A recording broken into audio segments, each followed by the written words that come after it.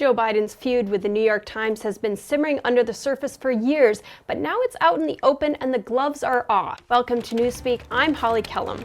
If you're a media nerd like me and you watched the White House Correspondents Association dinner, you may remember Biden saying this. Of course, the New York Times issued a statement blasting me for, quote, active and effectively avoiding independent journalists. Hey, if that's what it takes to get the New York Times to say I'm active and effective, I'm for it. It's okay. He was pointing at the years-long petty feud he's had with the New York Times, which Politico magazine recently exposed in graphic detail.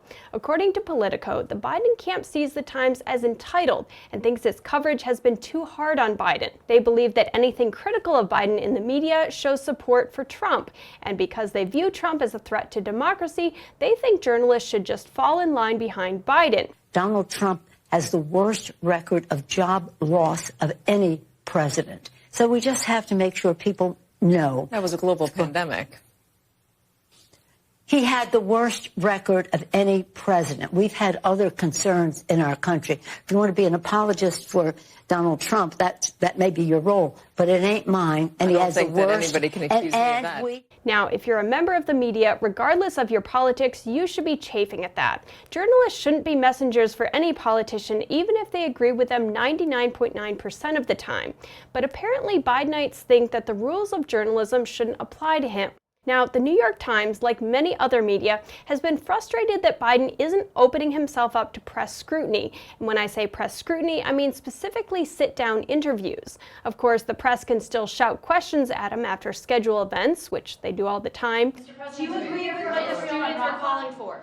But in terms of spending one-on-one time with journalists who can ask him in-depth questions with time for follow-ups, he's been historically shy. Biden even skipped the tradition of being interviewed during the Super Bowl this year, which even his supporters said wasn't a good look. It's the biggest television audience, not even close, and you get a chance to do a 20, 25-minute interview on that day, and you don't do it, that's a kind of sign that the staff or yourself doesn't have much confidence in you. There's no other way to read this. Now, Biden has done Super Bowl interviews before. He did one in 2022 with NBC and CBS the year before that. But starting in 2023, he stopped doing them. Now, you could see why he might not have wanted to do one in 2023 since Fox was hosting it, and he has a pretty, shall we say, acrimonious relationship with Fox. You're a stupid son of a... But the same can't be said for CBS, which is the network that he did his first TV interview with as president. By now, though, avoiding interviews is the rule rather than the exception. Politico reported that in his first 90 days in office, he had done only 10 interviews. According to former CBS White House correspondent Mark Knoller, at this point in their presidencies, Obama had done 131 interviews and Trump had done 57. Almost 3 years into his presidency, Biden was still way behind Trump. He had done 30 press conferences while Trump had done 52. And the same with interviews. Biden had done just 74 in that time while Trump had done 273. Now, the White House's defense is that they've just been doing different kinds of interviews, like interviews with social media influencers and comedians. Hey, excuse me, your car is awesome. What do you do for a living? Hey, we're here with President Joe Biden. Now, I'm not sure if the White House really thought that would calm journalists' fears that he's not being closely scrutinized, but it obviously didn't. And it hasn't helped Biden's case that only recently has he said he's willing to do a debate.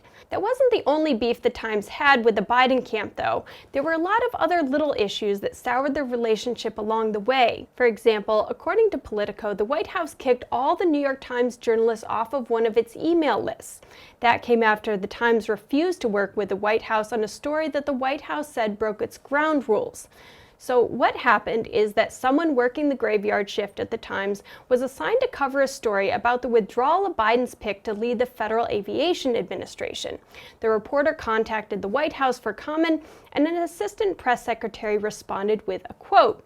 The Times published the story with a quote attributed to the press secretary, and then all hell broke loose. You see, when you sign up to cover the White House, there are certain ground rules about what you can and can't report. Here's how it works. If the White House says something is is on the record, it means reporters can quote exactly what the person said and who said it. If they say something is on background, it means you can quote them or paraphrase what they said, but you can only use a vague title like senior administration official to describe who said it. If they say something is on deep background, it means you can only use what they say as research or background information. You can't in any way attribute it to the White House. And if they say something is off the record, it means you can't report anything they say unless you get the same information from another source. Now, if that sounds like collusion, well, it kind of is. Journalists want to be independent of the people they cover, but to get the kind of access that White House reporters have to the president, they have to play by the White House's rules. So anyways, that's a long tangent, but it explains why when the assistant press secretary sent that quote to the Times journalist, he expected it to be attributed to an administration official and not him specifically. This Times journalist obviously wasn't familiar with the protocol, so it was an honest mistake. But what made it into a brouhaha is that when the White House tried to get the story changed after it had already been online for several hours, the Times refused. And that's when the Times journalist got kicked off the White House email list. Now, according to Politico, that lasted 11 months and it hasn't been fully resolved.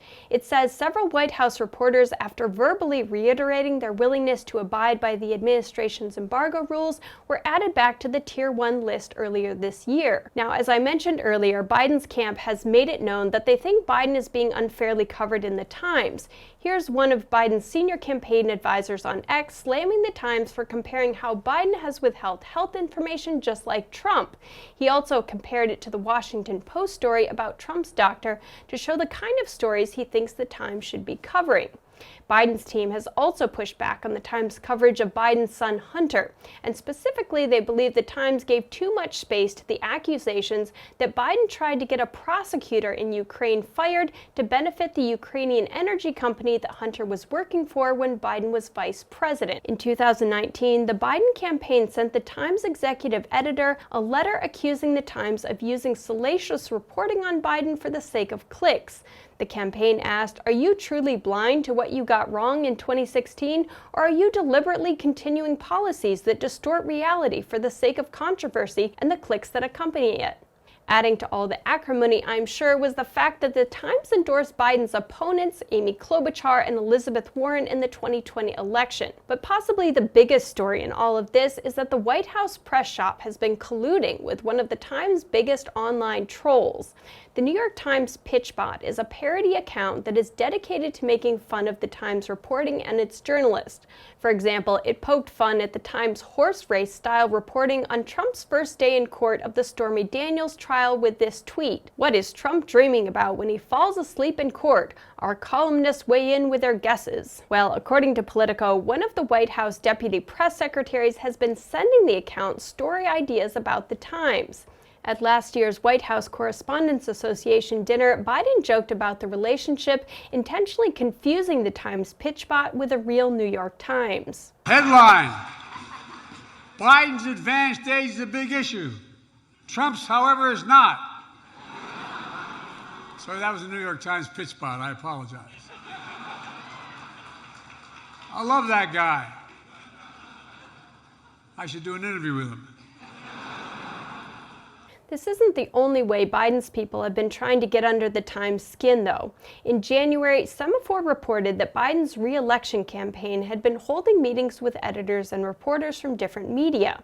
A source familiar told Semaphore that, with the exception of its recent meeting with the Times, the campaign meetings had been substantive and productive. Both the Times and the White House accused each other of leaking that to Semaphore, which again is just another open wound in this back and forth battle. So will the New York Times get its first interview with Biden before the election? My money is that they won't. Besides the feud, Biden's aides have been trying to keep him out of the hot seat as much as possible. And with the Times' record of critiquing Biden's age, I don't think Biden's team will risk opening him up to any criticism if he slips up in a Times interview. So what do you think of their feud? Are you surprised, or are you a Times reader and find this completely predictable? Let me know in the comments below, and if you like this video, please like, subscribe, and share it with your friends. Once again, I'm Holly Kellum, and you're watching Newspeak.